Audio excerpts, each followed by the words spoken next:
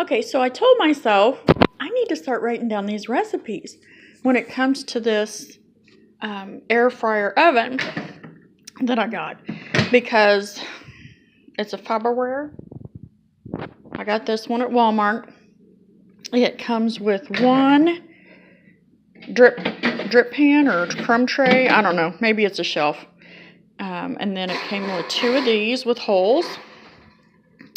And I thought, man, I need to start writing these down. Because even though there's a learning curve, everything we've eaten out of this has been amazing. So today, I'll show you how I start.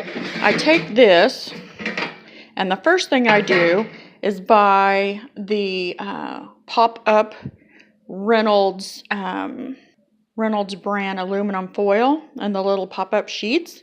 You can get them in the dollar aisle of Dollar General. You can get them in the Dollar Tree, whatever. For $1, I can use them and throw them away.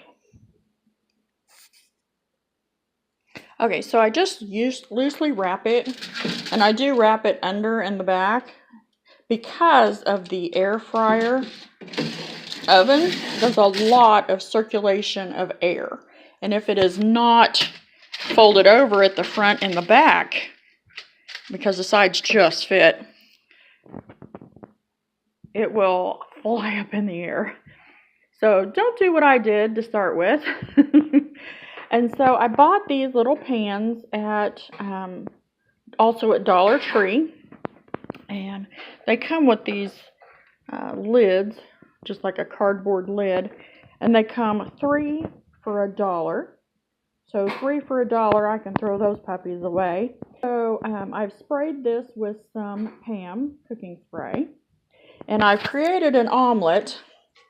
I've got 4 eggs, some spinach, a couple spoonfuls of cottage cheese, and then I've also got some shredded cheese in here that I'm going to cook my first breakfast.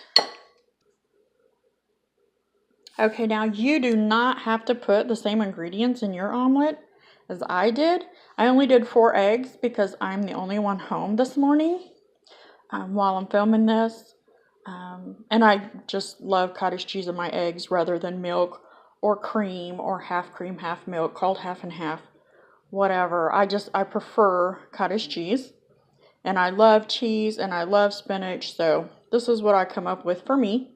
You can swap out the spinach for ham or bacon or sausage or whatever you think, whatever suits your fancy. Now I am going to put this, there is 3 shelves. Here's is the low, medium, and top shelf.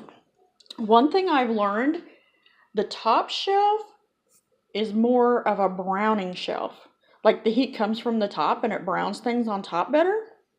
The middle one is in the middle, and then the bottom one is the least browning, I should say. More like baking on the bottom. Okay, shut that.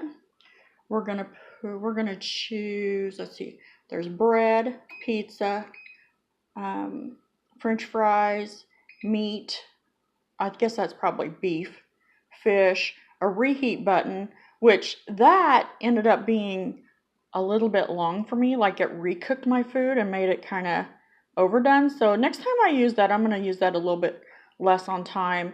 There's a chicken button and a bake button, so we're going to use the bake button.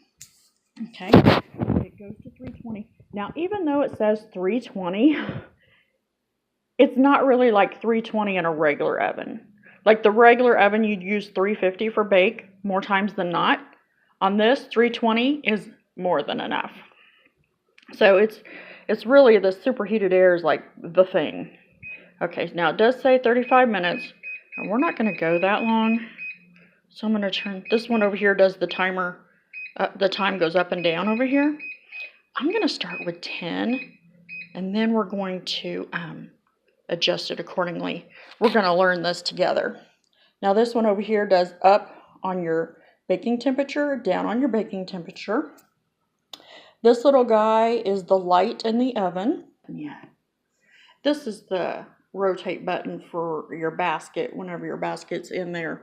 When this thing's in there with the, use that for the basket. Rotates the basket. And then this red guy is your start button. So we're going to push the start button. We've already got the light on, and we're going to let it get started. Now it does make a noise.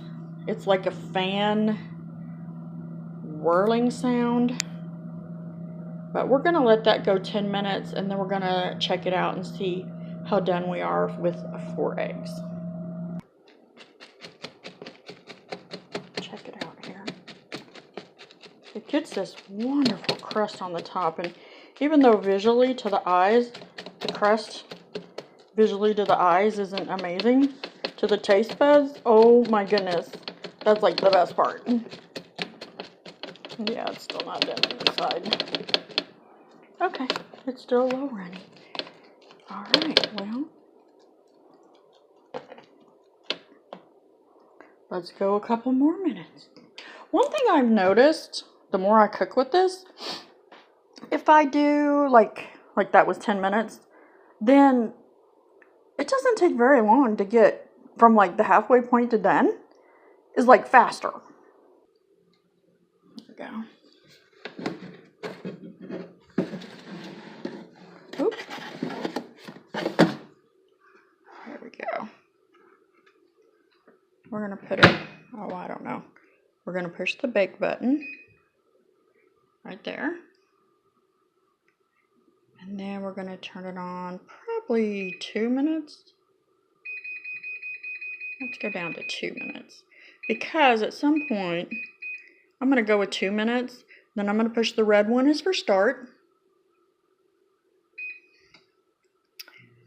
And here's the light over here.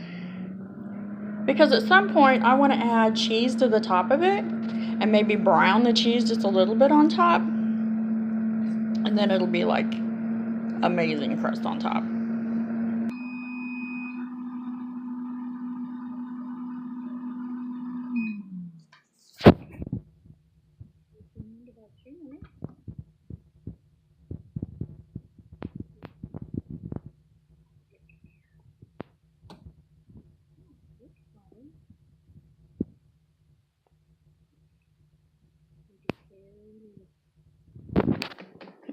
I'll let you guys see too while I'm doing this.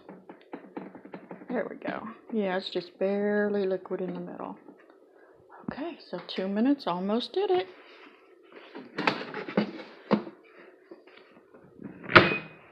Okay, so we're gonna push this bake button. We're gonna go back down. Oops, to 2 minutes again. And then after this, we're gonna worry about the cheese on top. There you go.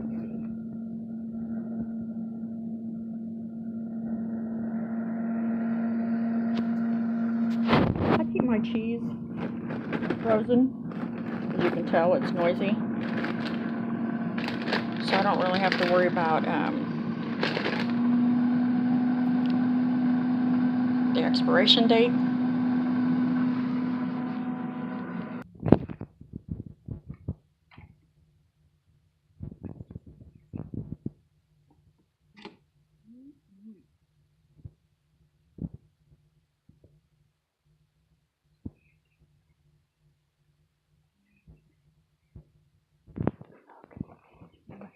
This cheese.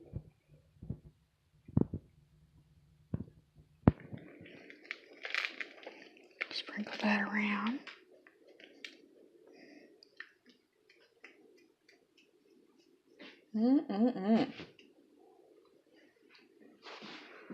Got her back up in there. Okay, now we're going to push the bake button. We're going to go down to like, oh gosh, probably even 1 minute might do it.